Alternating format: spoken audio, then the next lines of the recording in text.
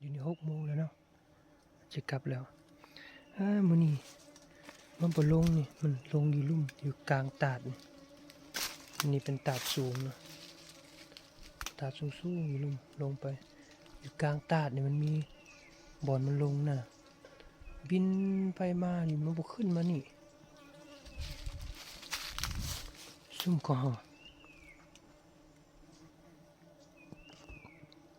จะกลับแล้วซุ่มเนาะมันบินแต่อยู่นี่มันขึ้นมานกนะนกขวกนกอันหอนนกอันนั้นสำนี้เนาะมื้อนี้กลับแล้วน้าไม่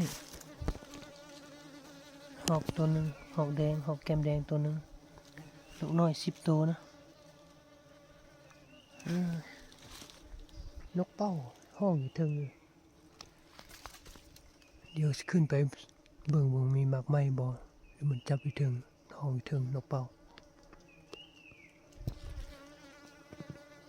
เดี๋ยวนกน้อย10 ตัวนะมันเสียดายมันลงกลางตาดมันเฮาบ่สร้างเฮ็ดบ่มีบ่อนเฮ็ดซุ่มนี่อยู่เทิงยิงขึ้นก็ไกลอยู่เทิงอยู่ลุ่มยิงขึ้นก็ไกลอยู่เทิงยิงลงก็ไกลทำให้เฮ็ดอยู่นี่มันบ่ขึ้นโอเคพบกัน